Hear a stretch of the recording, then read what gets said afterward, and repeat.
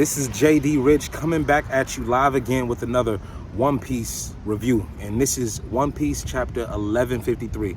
Dropped yesterday, and I'm coming at you a day late with my review, but I'm still coming at you. You're still getting it in.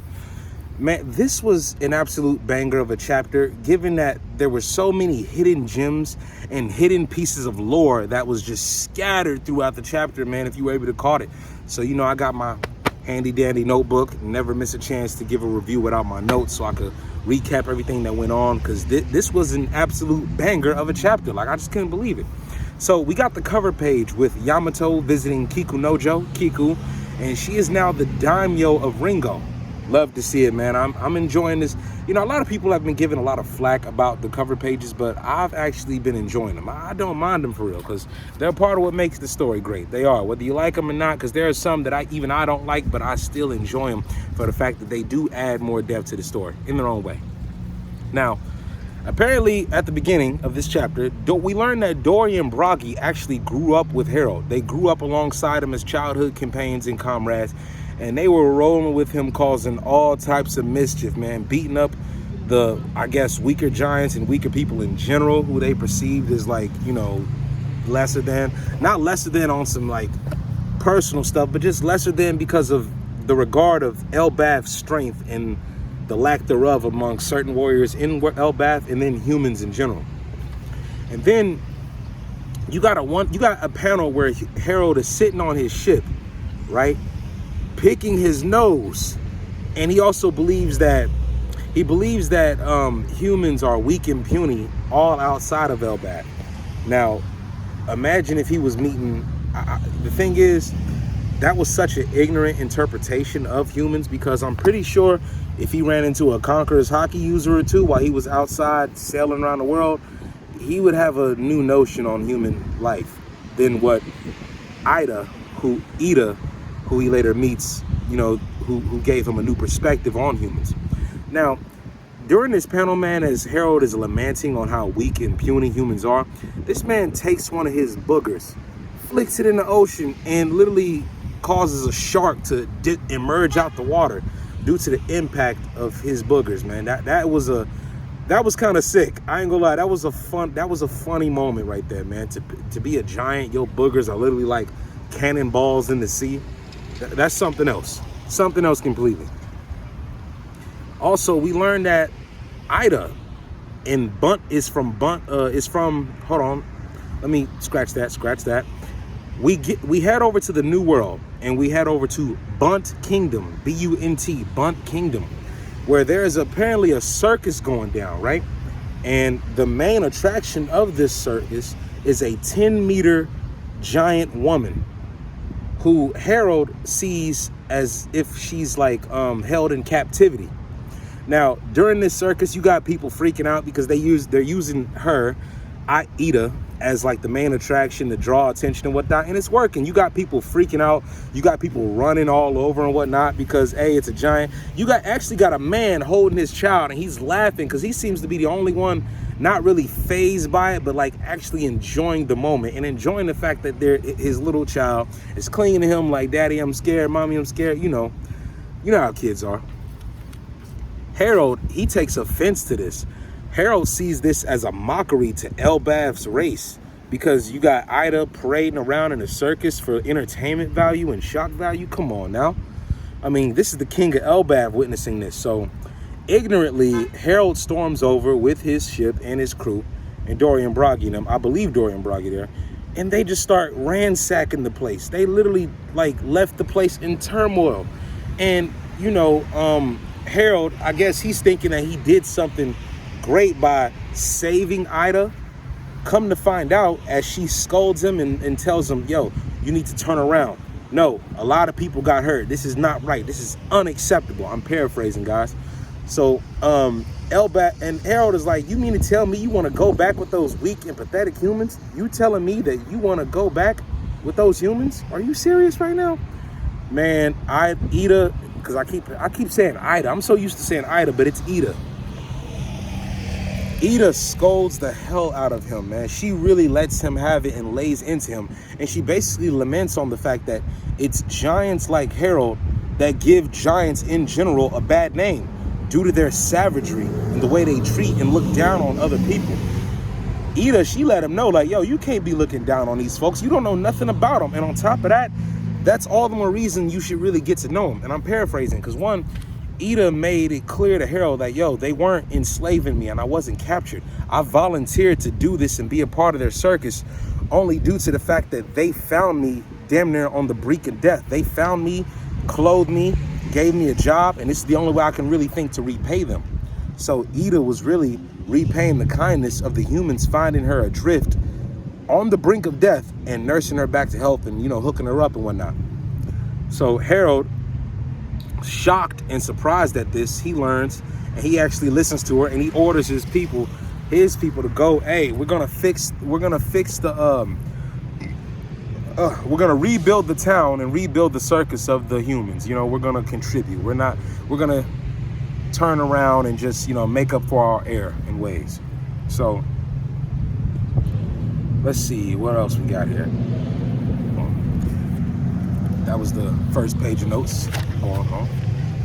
So yeah, Harold orders his men to rebuild the circus and rebuild the town and whatnot. And while they're rebuilding, they're actually learning about the humans. They're actually learning about the way they do architecture, the way they do food in general, and embroidery when it comes to like their blankets and how their carpets, not blankets, but their carpet stitching and how they sew and knit, I guess, and whatnot. Now, during this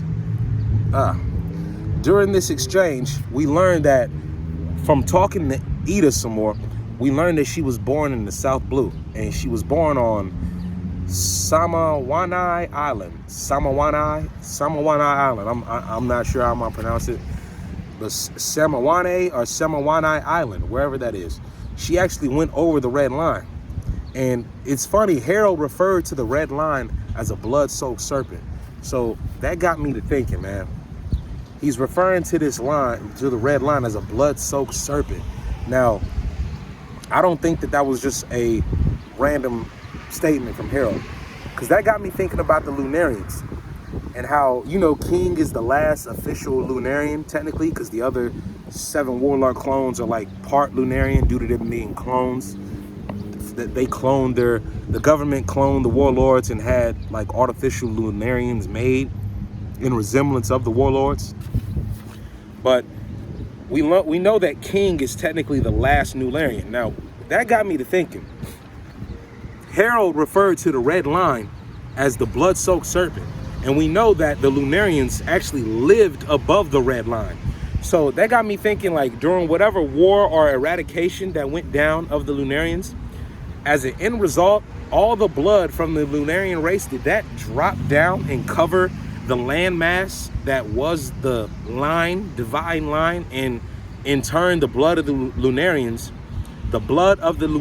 then made the red line due to them being extinct and eradicated and wiped out, and King being the only survivor. So how did the red line come to be blood soaked? Is it Lunarian blood that makes the red line the red line?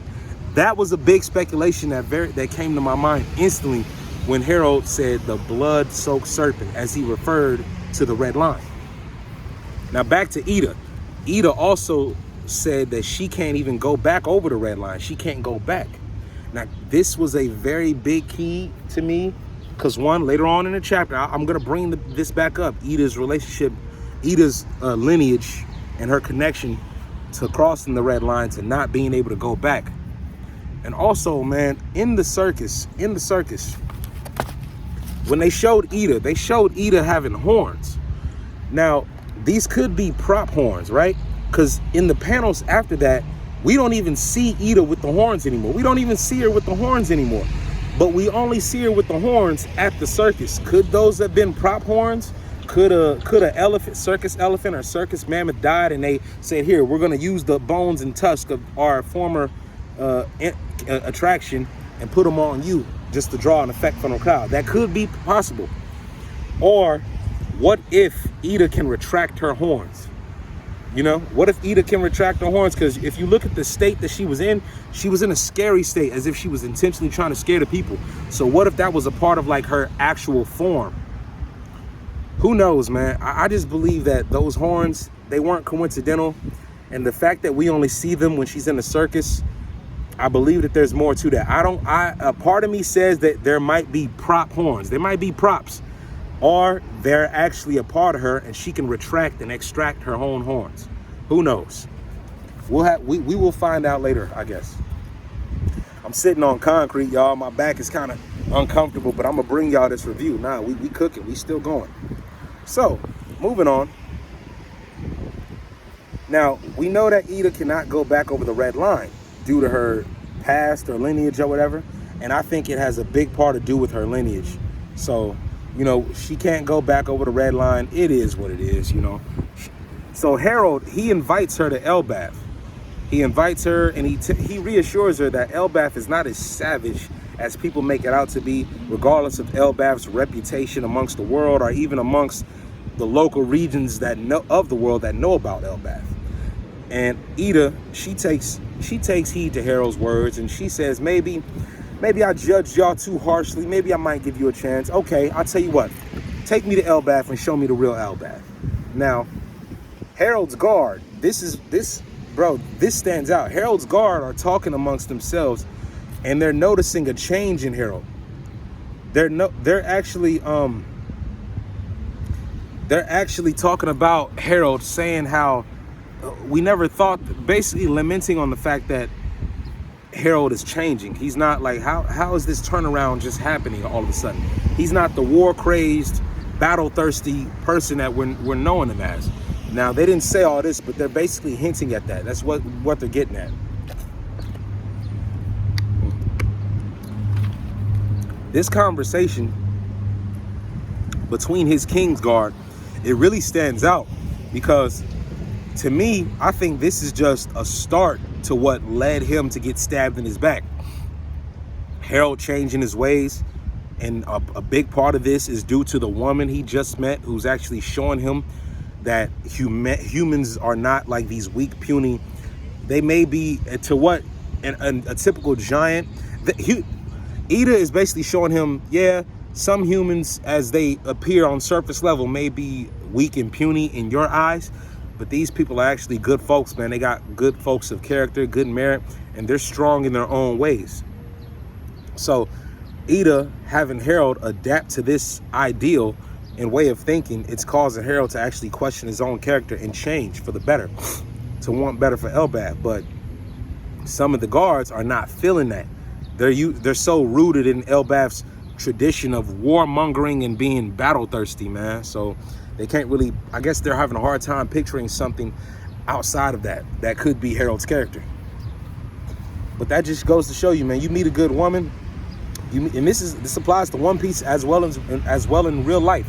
If you meet a good woman, you could change everything about your life because of her inspiration of who she is and her humanity and how it's influencing you. This happens, man. A lot of bad men and good men change due to a good woman, and probably for the better. You know, some for the worse, but more than likely for the better for the most part. Hope to meet me a good woman one day. Who knows? I might, you know what I'm saying, I might give up some bad habits I got, you know. We all do, man. We all do. But anyway, we learned that 105 years ago, Harold is having an announcement in Elbaf, basically planning on Elbaf's reform, you know, carrying out with new traditions and changing the old ones that may have brought endangerment and harm amongst other races outside of Elbaf and the people in general. Harold wanted to reform Elbaf for the better. He wanted to make Elbaf better. He wanted to establish also connections, you know, connections around the world and relationships. See, Harold wanted to prosper Elbaf by learning of the outside world.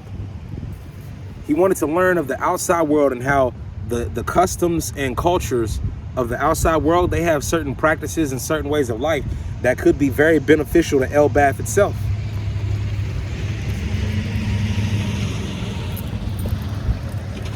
Let's see what else we got here, man. I told you, it's all in my notes. I had to take my notes and give it to y'all, man. Otherwise, I would have forgot. I would have been just rambling, disorganized through this whole review. I don't like to do that. I come correct for y'all. I come correct. So you're gonna get this work. You're gonna get this work. Now, while Harold is making his proclamation to better Elbaf, we got two elder giants laughing skeptical. And I think one of these, bro, these guys kind of resemble Elder Harrell. You know, I think one of them might be Elder Harrell. They're laughing with skepticism about Harold's change and basically saying how this is going to take its own certain toll, or this is going to be quite a time for Elbaf's, you know, history and lineage, for Harold to be changing Elbaf for the better. So they're basically saying it's going to be a roller coaster for what he's trying to do. And I think that they're actually against him in a way. Now, we learned that Harold was actually pursuing diplomacy with other nations, attempting for better understanding and deeper relationships for their cultural differences. Harold believed in establishing international connections and relationships because otherwise world cooperation amongst nations and people, it would be looked at as impossible. So if they don't get out there outside the world and learn that the world is bigger than Elbaf, despite Elbaf being a big land with some big ass people, excuse my language, Harold knew that relationships were more important than just the size of their people or the size of their land. Harold was learning that we need each other, man. And you know what? We need to establish connection, relationships. And this would be very beneficial to Elbaf's, Elbaf's prosperity. Let me just put it like that. So, we get to 81 years ago. Now, this timeline is jumping from 105 to 81, so that jumped like about 20-something years, 26 years, who knows, you know? Man, this is just crazy, man. So, might be, 20-something and change years, we get to 81 years ago. Haruden is born, and this is shocking to me. I thought Loki was the firstborn or the older brother, but it turns out Haruden is the older brother, and he's the firstborn. But the elders of the village, after Harold and Ida have Haruden, the elders of the village were rejecting the union between Harold and Ida, saying that because she's basically not of prominent blood or a pure-blooded giant, which is I think that's fine with me, but like, check this out. This is very important. Ida is not a pure-blooded giant, so what could she be? Now, like I said, when I saw those horns at the circus, it got me thinking, if they're not props, because they could be props, and I'm willing to be wrong on that. If they are not props, could Ida be half Oni like Kaido? Could she be a part of Kaido's racing lineage? Like, real talk, man. And if not, could she be half human, half giant, like Scott, Colin, Scopper and Ridley's baby? And if that's the case, man, Ida's mother and father, one could have been a giant, one could have been a human, or one could have been a giant and one could have been a Oni. Or one could have been half giant and then the other Oni or something. I believe that Ida's parents, they one of them was half giant or a full-blooded giant, and then the other parent may have been either an Oni or half human, half Oni, and they came together, consummated, and Ida was born. So who knows? But it's a very interesting concept, them rejecting the union because Ida was not of pure giant blood. So we know she's half giant, but what other half is she? Could she be half human? Could she be half human and half Oni along with half giant? She could be three races. Who knows? Because we don't know what Ida's parents are. We don't know nothing about her parents. Nothing at all. So, but we do know she's half giant. But what is this other half? What is this other half of Ida's lineage? My money is on either half human or half Oni. And then, obviously, she's half giant. That's what I'm willing to bank on. That's just my sentiment. So, The elders rejected the union. However, Ida, she was allowed to stay in a nearby village with other giants who accepted her because they didn't have a problem with all that. You know, they weren't even trying to dictate the qualms of their marriage and relationship like that. But these elder giants, I guess his Harold's council, maybe Harold's elder council of giants, they were rejecting this union. So instead, they played matchmaker. You know what I'm saying? They called themselves playing a dating game, and they set Harold up with Estrid. Estrid is this beautiful giant woman, very shallow, very vain, and very controlling and narcissistic, man. I gotta say it. Like, meeting who she was off the gate, I'm like, oh, okay, here we go. Because, listen, beauty is in the eye of the beholder. I believe Ida and Estrid are both beautiful, but obviously the Estrid, she's more surface level beautiful because her character, man, is not beautiful at all. Her character is very ugly. And let's get into it. So Estrid, we learn, is from Alcohol Village. Apparently that might be like a royal part of Elbaf, a rich part of Elbaf, because they say she has noble giant blood of the ancient giants that she carries. So she obviously comes from a wealthy family, I guess, you know, or a wealthy or prominent family background in Elbaf, like not royal blood, but like, you know, saying royal nobles in a way. So she studies the arts of the earth and winds of Elbaf, the earth and wind arts of Elbaf, whatever that means. It sounds like some Mortal Kombat stuff if you ask me, but this is very interesting. The earth and winds of Elbaf, man. I don't know what to think of when I think of that, but I know it's something so significant that we may have ran across in the story already. It's just not clicking with me at the moment. Now, she tells Harold, as she meets Harold, she says she's destined to be the love of his life and wife and all that jazz and goofy, whatever. She also tells Harold that he needs to forget about Ida and her bastard child, Harridan, had by Harold. But, you know, Harridan ain't no bastard. And Ida is cool. But, like, check this out. There's something that she mentioned as far as Ida's geographic location. Estrid hinted that she basically said that Harold needs to forget about that Eastern woman and her bastard. She emphasized Eastern. Now, what is going on with that, man? Because when she says Eastern, I'm not sure, because like Ida is from the South Blue. But I guess in Elbaf's geography on Elbaf land, they would look at her as somebody from the eastern parts of Elbaf, maybe. And I guess Estrid must be from like the west side of Elbaf. So maybe on the east side of Elbaf are like the lesser folks or the commoners, maybe. Who knows? Who knows how the royal hierarchy works in Elbaf? You got your high-class giants, low-class giants, middle-class giants. Who knows, man? Everybody's a giant, but I guess they got certain hierarchies amongst the giants as far as wealth and class and establishments.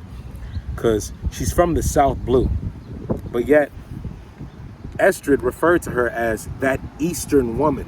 She referred to her as that Eastern woman. She really emphasized East. And Estrid, we learned and we found out, she has a low tolerance for Eastern things and Eastern direction in general. So as Estrid calls herself getting comfortable with Harold moving in and whatnot, you know what I'm saying? She starts rearranging the feng shui. Shout out to Sai. The feng shui. Go follow Sai if you haven't, man. That's where that's also who I follow as well on YouTube, man. Go check out his channel if you want to. Good guy, man. Good guy. I love his reviews. I love his content. But yeah, man. She starts changing and rearranging the feng shui and the I guess the state of being of Harold's castle. She doesn't like how Harold's spirit is leaking eastern, leaking to the east, and she demands all the windows be closed and barred or whatever. And you know, this little tidbit reminded me of Dragon when he's always facing east, as Ivankov pointed out. A lot of flies around here, excuse that reaction. A lot of flies trying to get my beautiful skin. This melanin, man, this chocolate is sweet, man. God damn, get off me, man. Anyway, yeah, so Harold's energies, as Estrid would call them, are leaking out eastern. She bars all the windows. She demands that all the windows be shut and barred, and she demands that the mirror be gotten rid of, that the mirror be thrown out, the mirror inside the castle get thrown out, because it's like it's like it's positioned in a 5-star lethal manner. A 5-star lethal manner. I thought of the Gorosei when I thought of this. I thought of a lot of things when I thought of this, but 5-star lethal manner. When I think of stars, I think of like the 5 elders and how they were coming out of pentagrams when they were rising up on Egghead. Y'all remember that? Them pentagrams and them 5 stars, 5 elders, they were rising up out the ground being summoned. So maybe that has some sort of connection, maybe. But back to this leaking energy in the East thing. I thought of Dragon when Ivankov confronted Dragon on, hey, Dragon, you're always facing the East whenever you stare into space or whatever. And to me, I deduced that to being a homing mechanism to Dragon thinking about Luffy, because what's out in the East that Dragon could possibly be facing and longing and thinking about? His son. Now, I'm not saying that's the same case for Harold, but I'm saying it's similar, because I believe that Harold facing east was the location of where Ida and Harridan resided, in the eastern villages of Elbaf. So maybe that was a homing mechanism for Harold longing to know and longing and thinking about the well-being of Ida and their child, Harridan. Now, also, these practices that Estrid comes about taking place inside the castle, I got a feeling that they have to do with some type of rituals or some type of custom that was passed down to her through information from who her prominent family is in Elbaf and the elders that propped her up to be Harold's wife.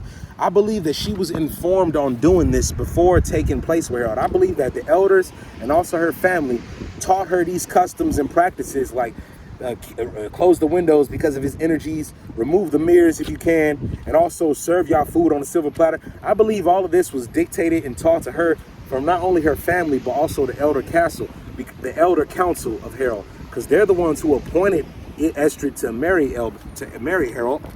So doing all this, what if this was like birthing contingencies to have a certain child or to have a special form of child? And when I say special form of child, I mean like they wanted, because Estrid was going to do that. She was going to birth his kids regardless, being his wife, and then being pushed on Harold the way she was. I believe she was told to do this for certain precautions from when the time has come to have Harold's child. Now, moving on, we learned that she has an 8-legged horse named Azura. Now, when I seen this horse, I thought about the Gorosei and Zoro. Zoro because of Azura, you know what I'm saying? Azura. And we looked at Azura as a demon as far as it being with Zoro and whatnot, you know? Now, Azura in this case is a 8-legged horse. And I also thought about that Gorosei. I forgot which one it is. I gotta learn their names better, man. The bald-headed Gorosei with the glasses, he turns into the horse. The horse Gorosei, that guy, man. I thought about him when I thought about this too. And I thought about what if like his model of Gorosei demon was modeled after this Azura horse, an 8-legged horse named Azura. So I believe that Zoro's connection to Zoro's Azura has something to do, or maybe is connected to Estrid's 8-legged horse, and also the Gorosei with the glasses and the sword. What's his connection, and if any, to this 8-legged horse, Azura? An 8-legged horse named Azura, man. That's not a coincidence. Something's up with that. I believe that horse might be connected to something deeper in Elbaf. Who knows? Especially involving Estrid's family.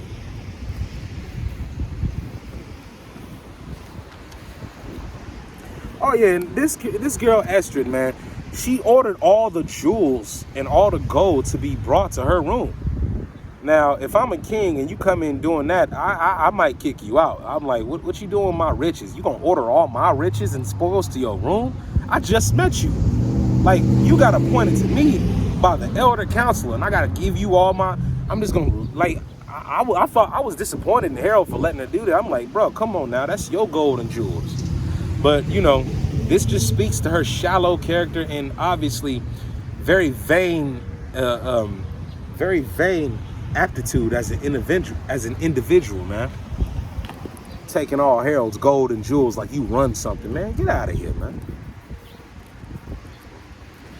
So also, and she requested that all their meals be served on a silver platter. This was the icing on the cake for her character being downright ugly to me. I don't care what you eat on, but it's the arrogance and it's the arrogance and the impudence of this. Ordering that all your meals be served on a silver damn platter. A silver platter? Who are you, Chelsea Clinton? And then on top of that, even the guards are looking down on this like, yo, this is an absolute indulgence. That's what they're thinking. They're calling it a straight indulgence. Like, what is this? She's overstaying her welcome already. Ain't been here but 30 seconds or a minute. Later, we learned that Harold actually was improving the sea navigation of Elbaf, and there was mention of a North Star or a Pole Star, as the chapter said. The chapter said Pole Star, but reading the translations, it meant North, I guess. So when I thought of this, I instantly thought about, okay, North Pole, North Star, North Star, Pole Star, North Pole. So what if there's a star above the North Pole that doesn't move? What if there's a star above the North Pole that does not move at all?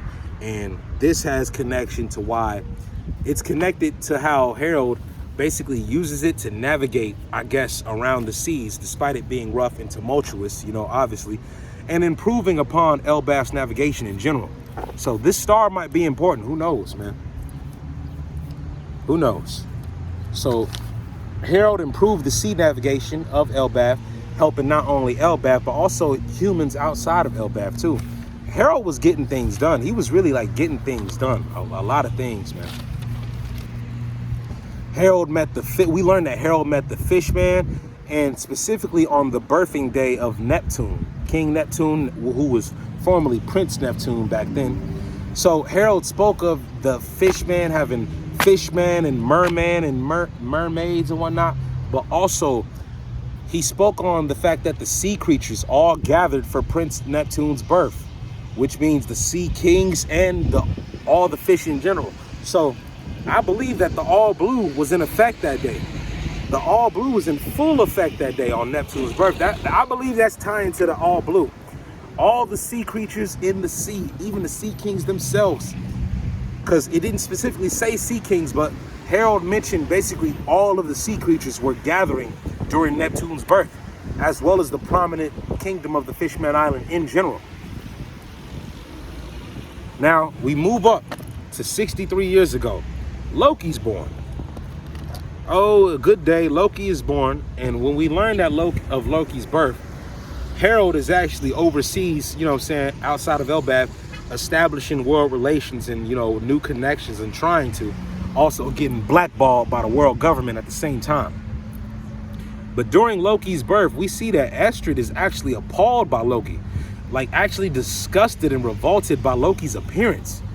It's a baby, you know what I'm saying? He's the baby. And we also see Loki as a baby, man. Those eyes of Sauron. If you watch Lord of the Rings, you know exactly what I'm talking about. Loki has the eyes of Sauron, apparently, and some horns, because he's Harold's boy. But Loki's eyes, man, what is up with that deal?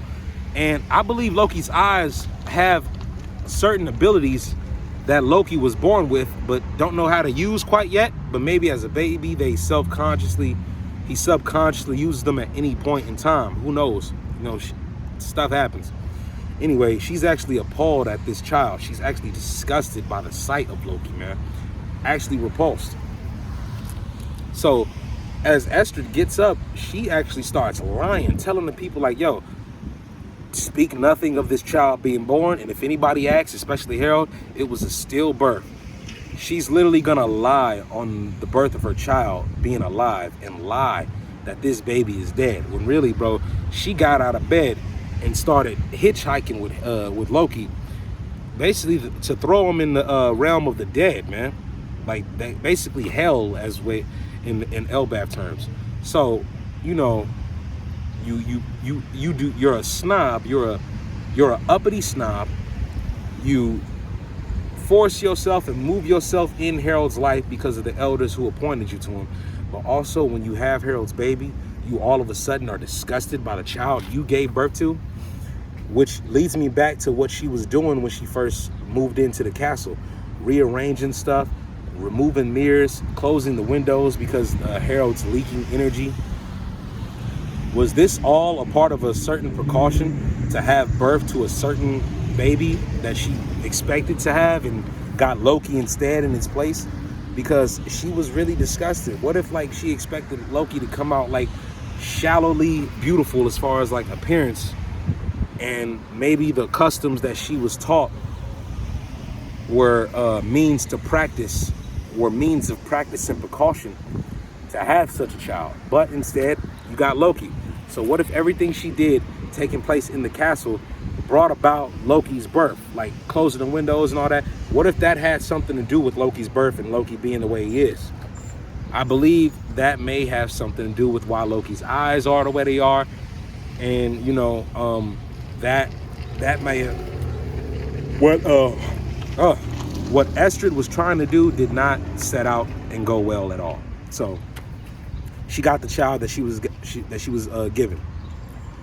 Now Loki, thrown into the frozen hell realm of Elbaf's dead, the realm of the dead, Elbaf's hell in a way, rejected by his mother, man. And this beautiful statement was written by Oda in the chapter. The most unfortunate souls are the ones that are rejected from their mother the day they're born. And Loki was rejected, man, harshly rejected. This woman really, she disgusted me, man. Rejecting Loki the way she does, calling Loki an abomination, basically, you know what I'm saying? So, you know, Estrid throws Loki down into the realm of the dead. And even the soldiers are like, hey, yo, hold up. That's the king's son. Are you serious? What you doing? You tripping right now. You wilding out. Like, you need to rethink and take a chill pill.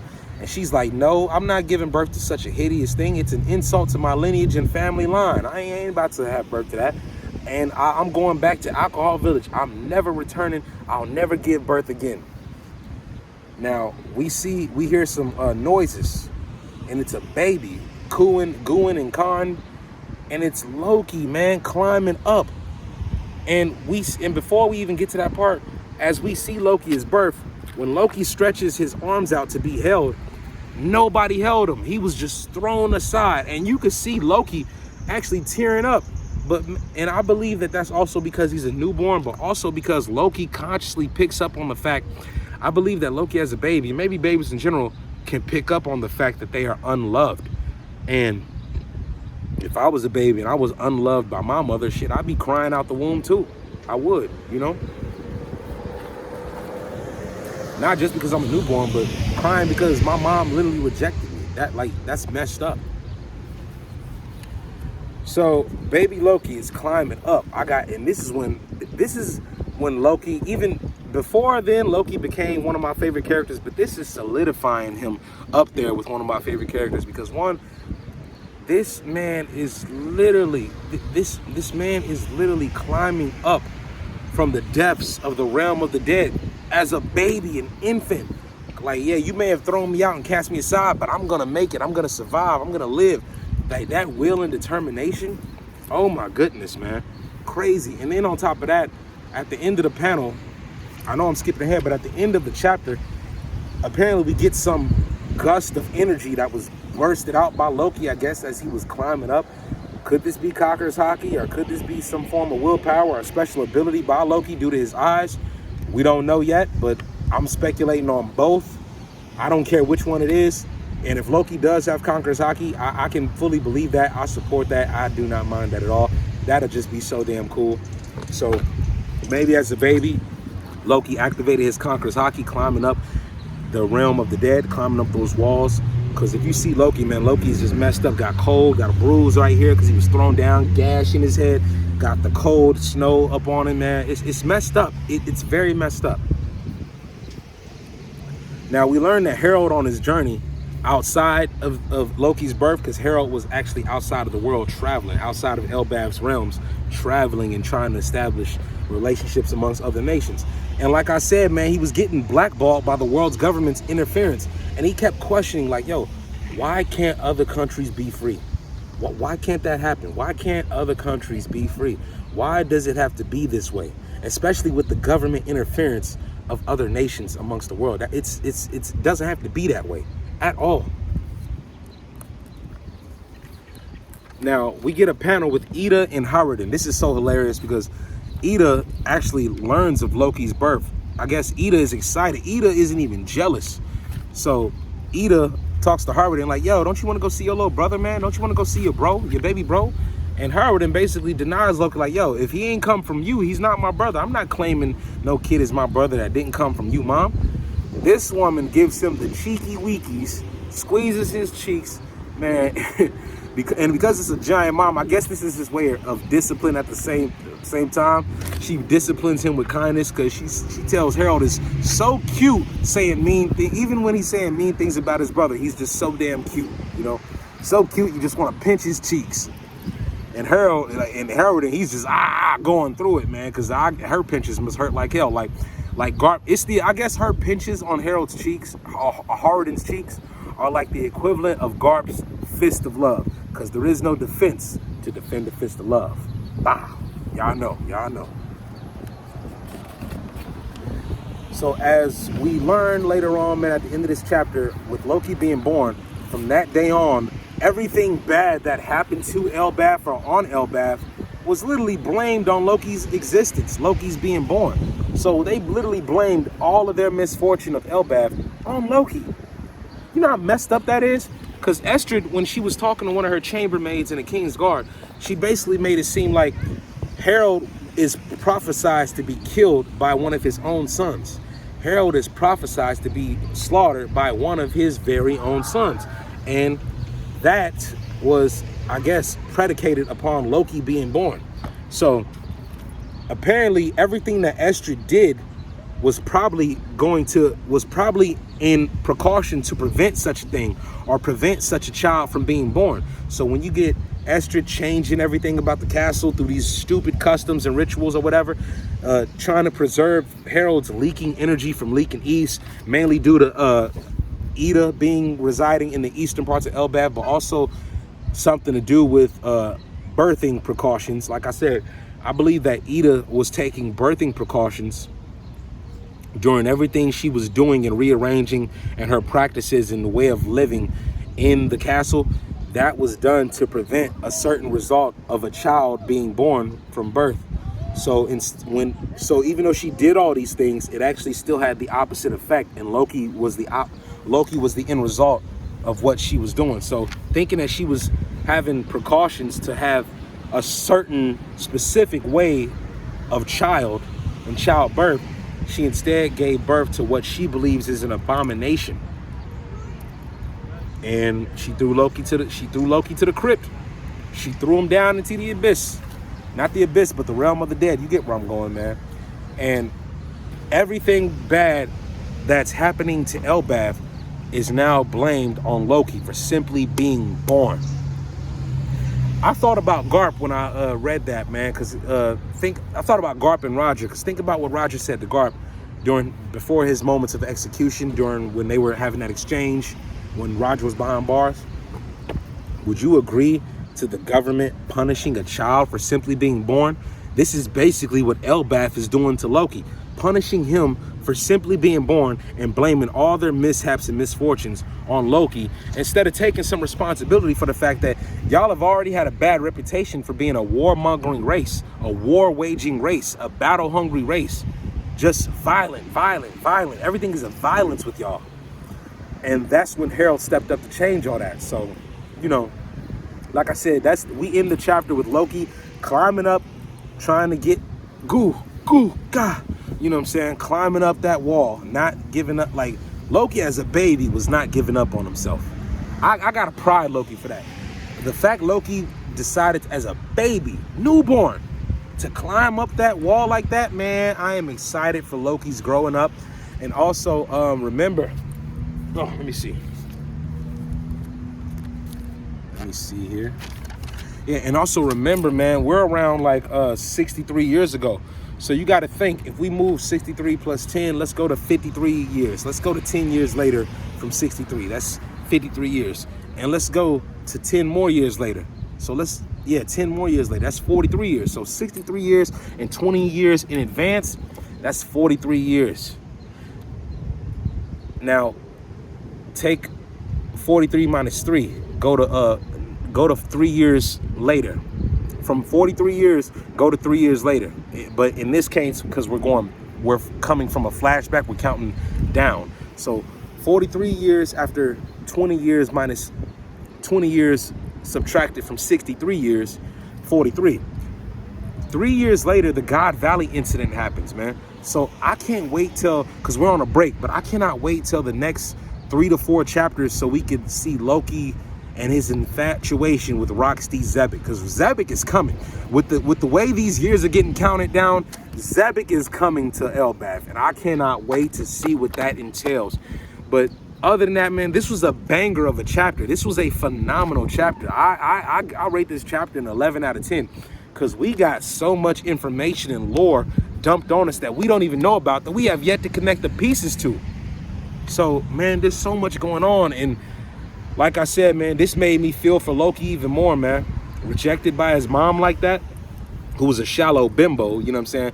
And very shallow bimbo. And also it stated that Estrid died from an illness. She died actually from an illness, but I look at that as good karma. Like, yo, you denied a baby and tried to murder the little nigga by throwing him out into the realm of the dead in Elbaf. Like, how could you?